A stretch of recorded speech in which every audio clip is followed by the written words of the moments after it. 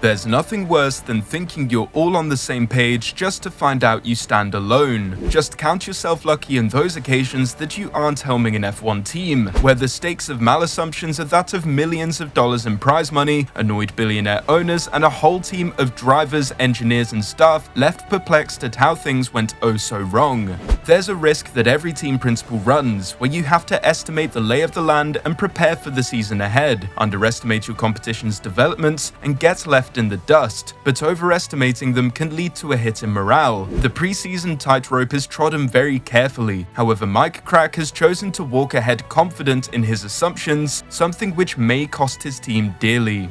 Want to know why the news around the paddock points towards a downward spiral for Aston Martin? They think they know what's coming, but run the risk of being blindsided. And stick around, because Christian Horner has laid out his assessment of the competition with some pretty unexpected honesty.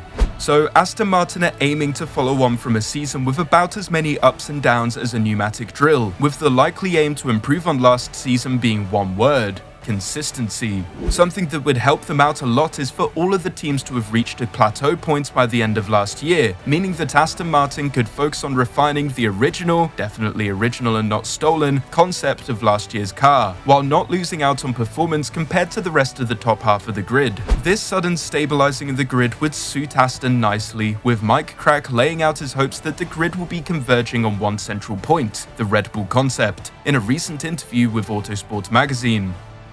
When you have stable rules the way we have it now, teams will rather go evolutionary, and if you have such a standout car as we have with Red Bull, I think a lot of people will try to go in that direction. On the other hand, we have heard from Ferrari, from Mercedes, that they will make very big architectural changes, so we are curious to see what that is going to bring. But I think, all in all, if you look at it, usually what happens if the technical regs stay the same, the field is moving closer together year on year.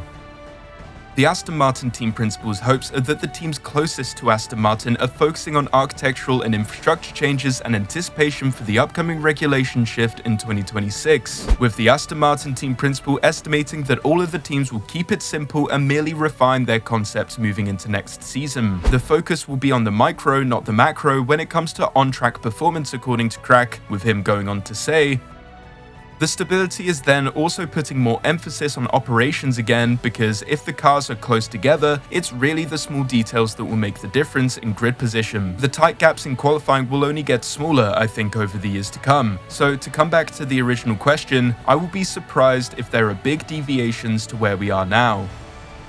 So while all this is said with the utmost conviction, we can't help but believe this is a serious case of hoping for the best, as it seems that teams have no intention of standing still at all. What Mike Krack is hoping for may well happen, however, if the words coming out of Aston Martin's closest competitors from last year are to be believed, then the cars getting closer and closer to Aston won't be the ones that surpassed them last year, but worryingly the ones beneath. Now, don't get me wrong, we aren't going to suddenly see an extreme deviation from the cars like in 2022, when we saw everything from bathtubs to fighter jets, but it seems like Krack may well be underestimating the sheer amount of change that can be made within the confines of the current regulations. A man who agrees with this approach is James Allison, who came out to make his opinion on next year's car lineup known.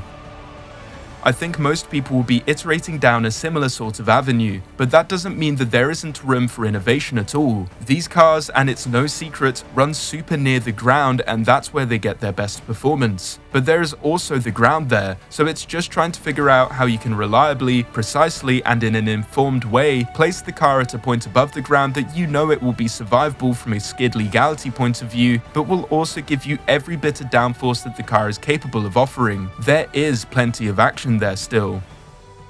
So it seems that Mercedes are continuing on their path to completely overhaul last year's car after the dark age of Mike Elliott came to a close. However, it's not just the car on track that can revolutionize the team's approach in a way that could stretch an advantage gained over Aston Martin last season, as Ferrari are aiming to fix the systemic problems that have caused so many catastrophic failings, which caused them to lose so many advantages over the last few years. The fix to these failings appears to have come from a steady leadership in Fred Vasseur's first year and a clear intention to improve moving forwards, from improved morale to a feeling of security within the team, leading them to move forward consistently during Vasseur's first year. The Sky F1 team noted their reasons for being impressed with Vasseur during his first year at the helm of the prancing horse, with Naomi Schiff saying, What I've heard on the ground is that the race team absolutely love him, and he's been an integral part of bringing them all together and really lifting spirits, which I think was really hard at times. I mean, everyone has been questioning Ferrari in a lot of ways. Strategy decisions made on the ground, and they seem to be coming back together as a unit, so I think he's done a pretty good job for his first year.